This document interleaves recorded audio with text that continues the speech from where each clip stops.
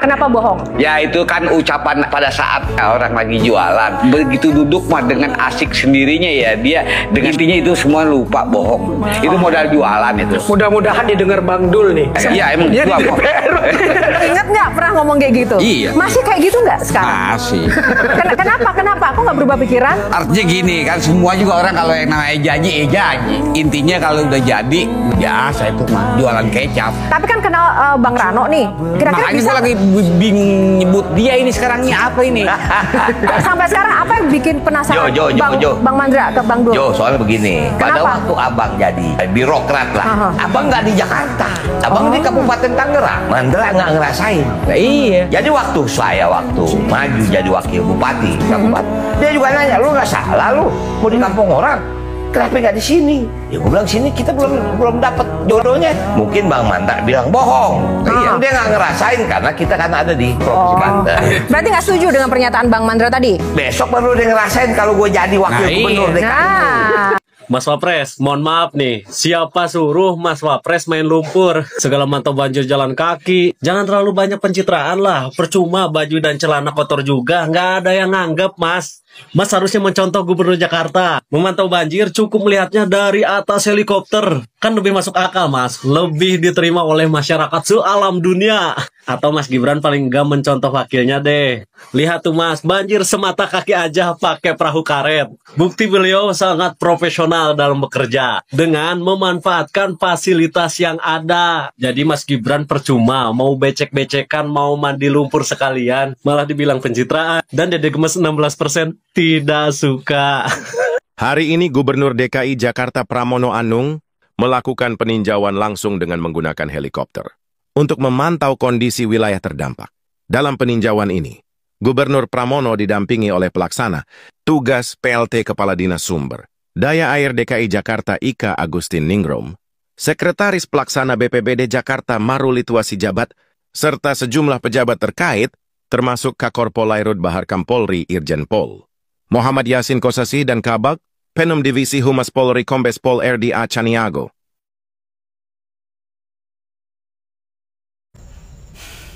Miris ya, yang membongkar kasus Pertamina yang sudah merugikan negara hampir 1.000 triliun justru dianggap penjahat yang hanya ingin mengganti pemain. Sedangkan orang yang bertugas dan bertanggung jawab mengawasi Pertamina dan mengakui adanya kebobrokan di dalam Pertamina, tapi mendiamkan para maling-maling ini selama bertahun-tahun, malah dianggap sebagai orang yang jujur dan berintegritas. Please, bisa nggak 2029 ganti rakyat? Bisa ya, bisa kali ya, please.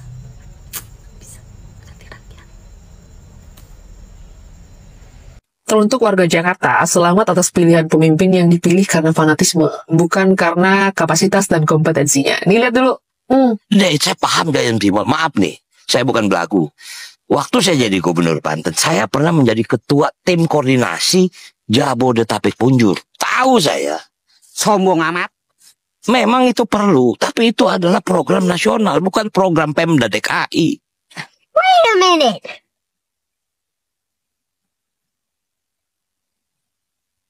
Kita ngurusin got macet aja dulu deh. Warga Jakarta dikasih pilihan pemimpin yang punya kapasitas, kompetensi, punya latar belakang di dalam tata ruang kota, karena selain itu juga beliau adalah seorang arsitek yang udah pasti kerjanya udah ada ujinya kan. Nah, malah milih yang sibuk ngurusin got. Gak heran sih, karena kan mayoritas yang milih itu kan anaknya Abah. Nih, yang paling menuai sorotan adalah sebuah foto yang menunjukkan ketika Rano Karno dikawal menggunakan perahu karet, padahal banjir pada saat itu tidak terlalu tinggi, jadi tidak basah. Namun di foto yang lain, di dokumentasi yang lain, ada Bapak Wakil Presiden Gibran Raka Buming Raka yang tidak takut kotor, tidak banyak babi bu, langsung meninjau situasi terkini di wilayah banjir tersebut tanpa menggunakan protokol yang diada-ada, hanya menggunakan sepatu boot pada umumnya saja. Mas Wapres dengan gesit meninjau beberapa fasilitas yang memang harus diperbaiki, bagaimana keadaan rakyat di sana. Ini sangat luar biasa nih sikap yang ditunjukkan oleh Bapak Wakil Presiden Gibran Raka Buming Raka seolah memberikan tamparan keras bagi para pejabat di Republik ini bahwa Anda ini jangan sok arogan, jangan sok bermewah-mewahan di hadapan rakyat yang tengah dihadapkan dengan situasi bencana. Nah, ini pesan moral yang sangat luar biasa dari Bapak Wakil Presiden Gibran Raka Buming Raka. Langsung kita simak. Setelah kemarin Pak Wagub ini digugat oleh warganya, sekarang ya digugat lagi nih oleh warganya nih kayaknya nih. Gara-gara naik perahu karet digotong-gotong kayak raja ya kan. Nah, itu orang pada jalan ya kan. Mas Pramono, Anda bilang banjir di Jakarta ini banjir kiriman. Yang ngirim banjir siapa? Karena memang banjir yang terjadi di Jakarta sekarang ini boleh dikatakan mayoritas hampir 90% lebih adalah kiriman. Karena curah hujan di Jakarta sendiri cukup rendah, Mas. Tapi kami tidak mau menyalahkan siapapun. Saya mohon maaf yang sebesar-besarnya terhadap warga Bogor atas musibah yang dialami pada saat ini.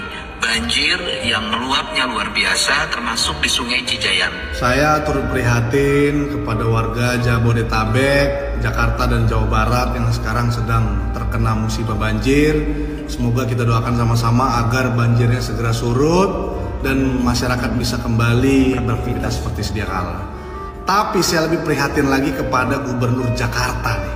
Kok malah ada istilah banjir kiriman? Aduh, harusnya berpikir bagaimana solusi agar tidak banjir lagi. Ini malah sibuk sepertinya menyalahkan pihak lain, menyalahkan provinsi lain, katanya ngirim banjir. Woi, air itu jalan sendiri, bos. Ya, memang dari dataran tinggi ke rendah itu memang sifat air. Ya, bukan kayak di luar angkasa, air terbang-terbang. Lagian siapa yang mau kepengen ngirim banjir? Hah? Ada ngepaketin banjir terus ngirim air ngirim banjirnya pakai apa? Pakai ojol. Harusnya kayak Kang Deddy aja, Gubernur Jawa Barat. Sama-sama loh baru jadi gubernur, ya kan? Yang sebelumnya bukan Kang Deddy juga kan gubernurnya, tapi minta maaf aja selaku gubernur, selaku pelaksana, selaku pemimpin daerah. Ya kan minta maaf kepada warganya, belum bisa memberikan yang terbaik, kan gitu aja gitu loh. Jadi masyarakatnya pun, oh iya ya, mungkin abis ini ada perbaikan yang dilakukan oleh gubernur kami, kan gitu aja. Terus kita bicarakanlah solusinya. Ini malah salahin banjir kiriman, aduh, mirip Pak Anies ya, salahin angin. Salahin angin. Mirip, cocok mereka dua. Bu Megawati tantrum, itu bukan istilah orisinal dari saya. Saya ambil dari sebuah diskusi yang saya ikuti di kanal YouTube Zulfan Lindan Unpacking Indonesia. Dalam diskusi itu hadir pendukung Jokowi seperti saya dan juga ada pendukung PDIP yang berpikiran waras. Istilah tantrum itu diarahkan pada perilaku Megawati yang ngamuk-ngamuk sesudah Hasto ditahan. Megawati kan memerintahkan para kadernya, para petugas partainya untuk tidak hadir di acara retret pembekalan di Magelang. Para peserta diskusi di Zulfan Lindan menganggap itu tindakan yang sangat buruk, blunder, tidak bijaksana. Bahkan si pendukung PDIP pun menganggap begitu. Karena itulah kemudian tercetus gagasan berikutnya. Karena tantrum-tantrum, Megawati sebaiknya mundur saja dari posisi ketum PDIP. Bulan April nanti kan PDIP akan melakukan kongres. Dalam kongres itu disepakati saja agar saat ini diperlukan sebuah perubahan kepengurusan. Perlu baru, ada kan? Regenerasi. Betul, yang segar. Megawati sudah terlalu lama menjadi ketum PDIP. PDIP secara resmi berdiri pada 1999. Selama 26 tahun itu Mega adalah ketua umum. PDIP memang punya struktur kepengurusan yang unik. Keputusan tertinggi ada di tangan ketua umum. Bahkan penentuan siapa yang bisa menjadi ketua, siapa yang diajukan jadi calon ketua, calon presiden, calon gubernur dan seterusnya ada di tangan ketua umum. Ya. Megawati punya kekuasaan absolut. Megawati punya hak prerogatif untuk memimpin PDIP. Itu dulu dicetuskan di saat PDIP lahir untuk menjaga PDIP jangan sampai bisa diintervensi oleh kekuatan lain. Tapi sekarang prerogatif itu jadi merugikan. Kekuasaan di PDIP sekarang tersentralisasi di Megawati. Betul. Memang Mega tentu saja tidak bekerja sendirian. Ada orang-orang di sekitarnya. Tapi gara-gara sedemikian kuatnya kekuasaan Megawati, yang bisa bertahan di lingkaran kekuasaan hanyalah mereka yang bisa menyenangkan hatinya. Ya, orang-orang yang bisa cuap-cuap ke Megawati, asal ibu senang gitu ya kan. Hanya mereka yang penurut, patuh, dan bersedia mengiyakan apapun yang dikatakan Megawati. Jangan bayangkan ada orang kritis bisa bertahan di lingkaran Mega. Dulu sih masih ada Taufik Kemas, sang suami, sebagai orang yang bisa mengarahkan atau menjadi teman bicara Mega. Tidak semua yang ada di kepala Mega saat itu bisa dijalankannya. Tapi sejak Taufik pergi pada 2013, Megawati praktis memimpin sendirian. Dalam perjalanan sebenarnya ada tokoh-tokoh yang berusaha melakukan reformasi dalam tubuh PDIP. Misalnya saja Eros Jarot, Laksamana Soekardi, Kwi Kian-gi. Namun dengan mudah Megawati menyingkirkan mereka. Langsung dipecat ya kan. Mega juga memiliki putra-putri di sekelilingnya, Puan dan Prananda. Tapi ya namanya juga anak, mereka ya lebih berposisi sebagai petugas partai ketimbang mitra bicara. Lalu ada pula Hasto Kristianto sang sekjen. Waduh, yang tapi dia manut-manut. kini tentu sudah tak bisa diharapkan. Kalau Hasto ini kan orang yang ikut mengiyakan apa yang diinginkan Megawati. Dia yang menjadi pelaksana gitu ya kan. Megawati mau A, Hasto laksanakan A. Megawati pengen B, Hasto laksanakan B. Ya selain itu Hasto jadi penulis pidatonya ya. Itu aja kayaknya teman-teman ya. Karena itu sekarang semua bergantung pada Mega sendiri. Celakanya Mega nampak sudah semakin kehilangan orientasi. Usianya kan sudah hampir 80 tahun. Sebagai simbol kepemimpinan tentu saja Mega masih diagungkan oleh para pendukung PDIP. Tapi untuk menjalankan fungsi manajemen kepemimpinan dia sudah kehilangan ketajaman. Karena itu Mega harus rela mundur. Ini bisa dilakukan dengan perubahan ADART. Atau Mega tetap penguasa tertinggi tapi dia pindah menjadi misalnya ketua pembina yang kemudian menunjuk seorang ketua umum baru. Kayak Pak SBY ya kan. Ini diperlukan pertama-tama untuk keperluan PDIP sendiri. Orang-orang ya, ini bisa dicek. Orang-orang yang memaki, menghina ya Pak Jokowi adalah para pengecut yang tidak berani tampil ketika zaman Soeharto. Coba you name it ya. Dan ini sudah kita bahas semua. Ya. Bentar. Siapapun mau sebutin siapa? Sebutkan para pemaki-pemaki Pak Jokowi yang ketika mereka di zaman Soeharto sudah dewasa, zaman reformasi sudah ada, mereka itu tidak pernah muncul. Ada satu orang teman-teman, ada satu orang yang sering muncul dan mungkin ya termasuk pejuang reformasi ya, Amin Rais. Nah, Amin Rais, cuma Amin Rais satu-satunya. Ya. Karena apa? Beliau nggak takut karena dia waktu itu ketua Muhammadiyah teman-teman. Karena mereka tahu bahwa ketika mereka berbicara selesai mereka. Jadi ayam sayur. Mereka memang ayam sayur, makanya. Mereka memang ayam sayur. Makanya apa namanya? Ya ini penonton ya. Coba komen di bawah. Para pemaki-pemaki Pak Jokowi ya, itu ada nggak mereka tampil di zaman Soeharto? Ini kan yang pemaki-pemaki kan orang tua juga banyak nih kan? Iya.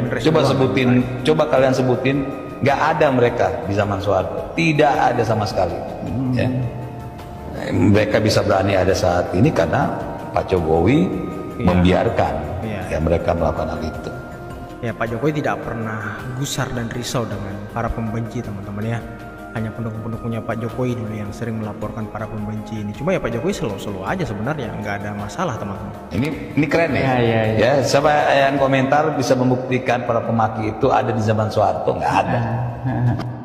Tensi politik di tanah air kita pada bulan suci Ramadan ini nampaknya sulit untuk diharapkan ada dalam pemaknaan politik sebagai laku persahabatan.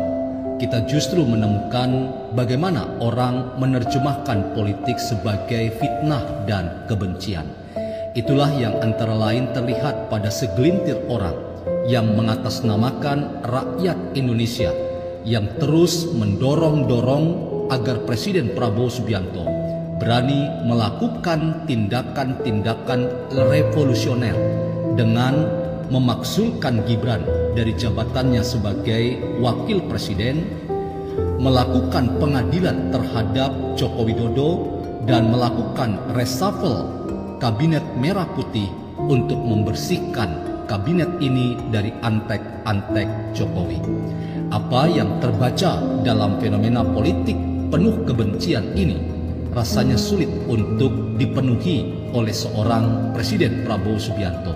Malah kita bisa mengatakan bahwa semua pihak yang terus-menerus meneriakkan ujaran kebencian dan menerjemahkan politik sebagai politik belah bambu itu hanya membuat apa yang mereka lakukan terhadap Presiden Prabowo dengan memusuhi